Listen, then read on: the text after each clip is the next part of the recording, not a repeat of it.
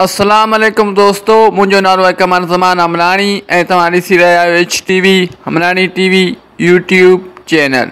जी तो दोस्तों तव्हां सभिनि खे ख़बर है तो मां सिंधी ड्रामो सिंध जे ते अॻु में काफ़ी सारा वीडियो ठाहे चुको आहियां, जंहिंमें मां 81 मिस्टेकूं अॻु में ॾेई चुको आहियां ऐं अञा बि हिन ड्रामे में काफ़ी सारी मिस्टेकूं आहिनि। तंहिं करे हिकिड़ो ॿियो वीडियो मां हिननि मिस्टेकनि ते ठाहे रहियो आहियां। यादि रखिजो दोस्तों त मिस्टेकूं सिर्फ़ु फिल्मी मिस्टेकूं आहिनि, ना कि पर्सनल मिस्टेकूं आहिनि। तंहिं करे हिननि मिस्टेकनि खे पर्सनल न वठिजो।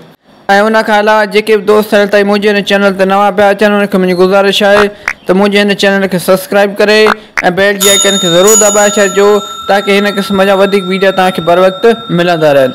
त दोस्तों हाणे हलूं था पंहिंजी अॼु जी वीडियो जी तरफ़। मिस्टेक नंबर 82 किस्त नंबर 25। दोस्तों हिन सीन में तव्हां हिन जॻह ते ॾिसो त हिते कैमरामैन जो पाछो चुरपुर कंदे नज़र अची रहियो आहे। दोस्तों ही ॾिसो कैमरामैन जो पाछो चुरपुर कंदे नज़र अची रहियो आहे।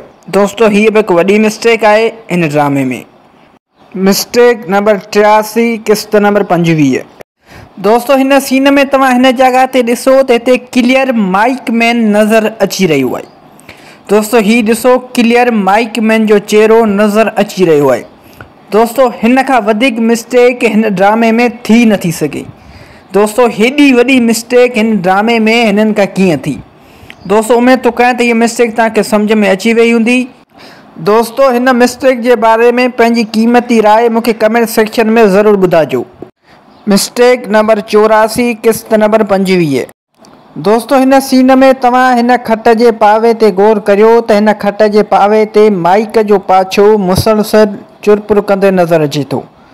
दोस्तों ही ॾिसो माइक जो पाछो खट जे पावे ते मुसलसल चुरपुर कंदे नज़र अची रहियो आहे। दोस्तों हीअ बि हिकु वॾी मिस्टेक आहे हिन ड्रामे में। उमेद थो कयां त हीअ मिस्टेक तव्हांखे सम्झ में अची वई हूंदी। मिस्टेक नंबर 85 किस्त नंबर 25। दोस्तों हिन सीन में तव्हां सालार ते गौर कयो त सालार हिन वक़्तु छा पियो चवे। अदी मूंखे कुझु पैसा घुर्जनि, अदी मूंखे कुझु पैसा घुर्जनि, अदी मूंखे कुझु पैसा घुर्जनि, अदी अदी अदी अदी अदी अदी मूंखे कुझु पैसा घुर्जनि। दोस्तों हिन सीन में सालार खान चवे थो त भाॼाई मूंखे कुझु पैसा घुर्जनि, पर दोस्तों हिते सालार भुलिजी वियो आहे।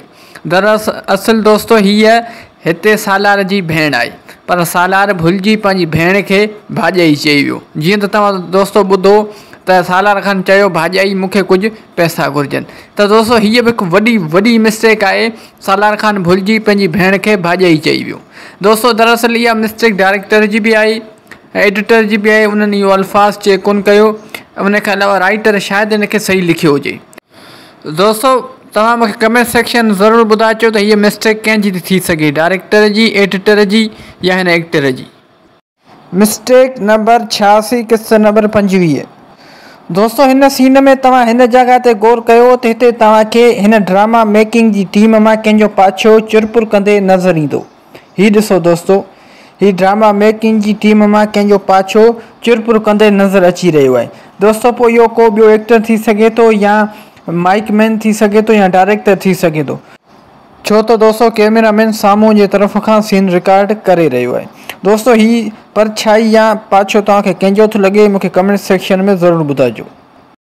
दोस्तों अॼु जे लाइ हिन वीडियो में बसि एतिरो। उमेद थो कयां त हीअ वीडियो तव्हांखे पसंदि आयो हूंदो। जेकॾहिं हीअ वीडियो तव्हांखे पसंदि आयो आहे त हिन वीडियो खे लाइक कंदा, दोस्तनि सां शेयर कंदा ऐं हिन वीडियो में प्यारा भरी कमेंट बि ज़रूरु करे छॾींदा। दोस्तों यादि रखंदा त हीअ मिस्टेकूं सिर्फ़ु फिल्मी मिस्टेकूं आहिनि, ना कि पर्सनल मिस्टेकूं आहिनि। तंहिं करे हिन मिस्टेकनि खे पर्सनल न वठिजो। उन खां अलावा दोस्तों इहो बि यादि रखिजो त हीअ मिस्टेकूं सिर्फ़ु ऐं सिर्फ़ु इंटरटेनमेंट लाइ रिकॉर्ड कयूं पियूं वञनि। उन खां अलावा जेके बि दोस्त हाल ताईं मुंहिंजे हिन चैनल ते नवां पिया अचनि उन्हनि खे मुंहिंजी गुज़ारिश आहे त मुंहिंजे हिन चैनल खे सब्सक्राइब करे ऐं बेल जे आइकन खे ज़रूरु दॿाए छॾिजो ताकि मुंहिंजो हर नओं अचण वारो वीडियो सभ खां पहिरियां तव्हां दोस्तनि ताईं बआसानी पहुची सघे। दोस्तों हाणे मिलंदासीं नेक्स्ट वीडियो में। तेसिताईं मूंखे ॾींदा इजाज़त। अल्लाह हाफ़िज़।